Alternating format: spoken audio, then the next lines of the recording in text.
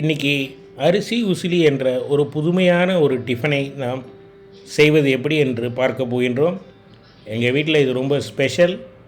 இந்த அரிசி உசிலி அரிசி உப்புமா மாதிரி செய்முறை ஓரளவு இருந்தாலும் இது அரிசி குழைந்து விடுமோ அல்லது அரிசி தீந்து விடுமோ என்ற பயமே இல்லாமல் பொல என்று நல்ல உதிரியாக அரிசி உசிலியானது நமக்கு கிடைக்கும்.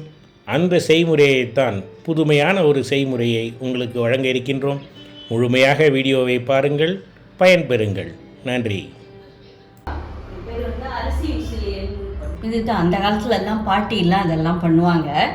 இது மறந்து போன இது. இப்பெல்லாம் இதை நம்ம ஞாபகப்படுத்தணுன்றதுக்காக இப்போ இதை பண்ணுறேன் இன்னைக்கு. இதில் நான் என்ன பண்ணியிருக்கேன்னா, ஒரு டம்ளர் பச்சரிசி எடுத்திருக்கேன். பச்சரிசி, 1/2 டம்ளர் பாசிப்பருப்பு, ரெண்டுத்தையும் வெறும் வாணலியில் நல்லா ஒரு பெரட்டி வச்சுருக்கேன். நல்லா வறுத்தோன்னா பாசிப்பருப்பு லைட்டாக செவந்துன்னு வரணும். அந்த பாசிப்பருப்போட பச்சை வாசனை போகிறதுக்கு தான் இந்த மாதிரி வதக்கணும். இந்த மாதிரி பெரட்டிட்டோன்னா அரிசி குழஞ்சி கிழிஞ்சி போகாது, உதிரியாக வரும். இதுக்கு எடுத்து வச்சுருக்கேன். இதுக்கு தேங்காய் நிறைய எடுத்து வச்சுருக்கோம். இதுக்கு தேவையான மிளகா 3 மிளகா எடுத்து வச்சு கிள்ளி வச்சுருக்கேன். 3 மிளகா, கருவேப்பிலை எடுத்து வச்சுருக்கேன். கடுகு உளுத்தம் பருப்பெல்லாம் தாளித்து கொட்டிட்டு பண்ணுவேன். அது போடும்போது காட்டுறேன். இதுக்கு கருவேப்பிலை போட்டுப்போம்.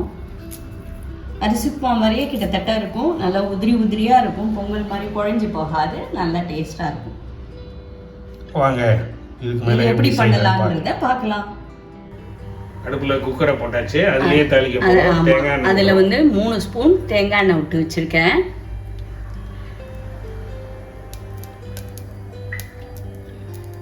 தேங்காய் எண்ணெய் காஞ்ச பிறகு காயட்டும்.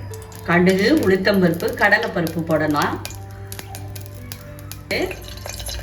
நான் கடுகு 1 ஸ்பூன் கடுகு போடுறேன். 1 ஸ்பூன் உளுத்தம்பருப்பு போடுறேன். கடலைப்பருப்பு 2 ஸ்பூன் போடுறேன். கிள்ளி வச்ச மிளகா 3 எடுத்து அதில் போடுறேன். கருவேப்பிலை போடுறேன். இதோட என்ன பண்ணுறேன்னா பெருங்காயப்பொடி போடணும். பெருங்காயப்பொடி போட்டோம்னா நல்லா வாசனையாக இருக்கும். பெருங்காயப்பொடி 1 ஸ்பூன் போடுறேன். இந்த 1.5 டம்ளருக்கு 3 டம்ளர் தண்ணி விடலாம். 3 இல்லைன்னா 3.5 விடலாம். அரிசி இதுக்கு தகுந்த மாதிரி. ஆனால் தைரியமாக பண்ணலாம், குழஞ்சி போயிடாது, உதிரியாக இருக்கும்.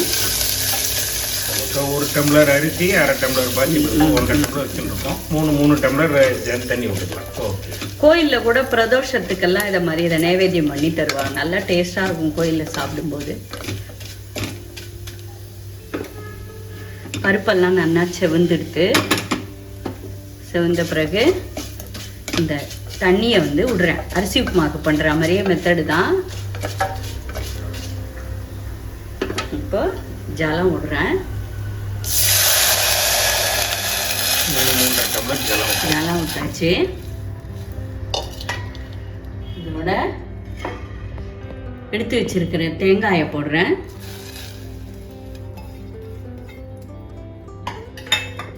தேவையான அளவு உப்பு சேர்த்துக்கிறேன். இது நல்ல ஜலம் தளர்த்தி கொதிச்சுட்டு வரும். அப்பதான் இந்த அரிசி போடணும்.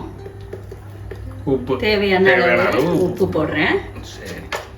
இப்போ தாளிச்சு கொட்டுருச்சு. அந்த வாசனை கம்முன்னு நல்லா வருது.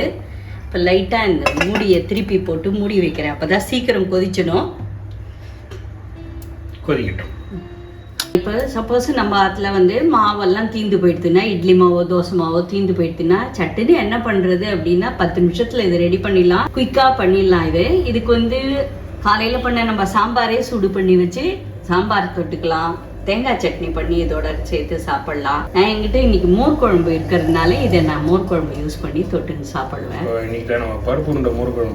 அதனால அதை அப்படியே நான் தொட்டுக்க வச்சுருவேன். இதுக்கு சாம்பார், தேங்காய் சட்னி எல்லாம் பண்ணி யூஸ் பண்ணிக்கலாம். தண்ணி கொதிச்சுட்டு இந்த அரிசியை, வறுத்து வச்ச அரிசி, இந்த பருப்பும் அரிசியுமா அதில் போடுறேன்.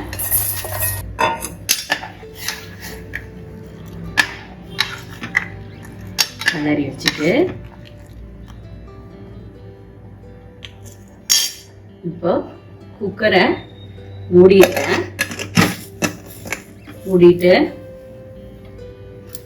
விசில் போட்டுறோம். ஒரு 3 விசில் விட்டா போறோம். நல்லா வெந்து பொல நல்லா வெந்துடும். முடிஞ்சு போயிடுச்சு. ரொம்ப சிம்பிள்.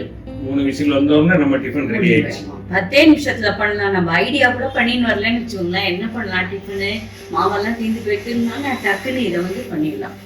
ரொம்ப ஈஸியா முடிஞ்சிடும். ஈஸியா தான் இருக்கு. பண்ணினோம்னா அதை எடுத்து ராத்திரி சாப்பிடும்போது இது ஜெரிமானமும் ஆகும். அதனால இது ரொம்ப நல்லது சாப்பிடலாம். ப்ராடக்ட் அரிசி உசிலி. பாத்தீங்களா, 10 நிமிஷத்துல ரெடி ஆயிடுச்சு. நல்லா பொலன்னு நல்லா. இதை பார்த்துட்டு நீங்க இதை லைக் பண்ணுங்க, கமெண்ட் அடிங்க. இது அருமையான டிஃபன். இது சப்ஸ்கிரைப் பண்ணுங்க எங்க சேனலுக்கு. சத்துள்ளது. சிம்பிளா பண்ணிடலாம். நீங்க குயிக்கா பண்ணிடலாம்.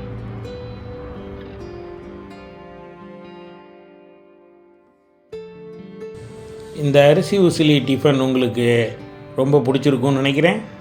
நீங்கள் எல்லோரும் செஞ்சு பாருங்கள். உங்கள் ஃப்ரெண்ட்ஸுகளுக்கெல்லாம் இதை சொல்லுங்கள். நன்றி, வணக்கம்.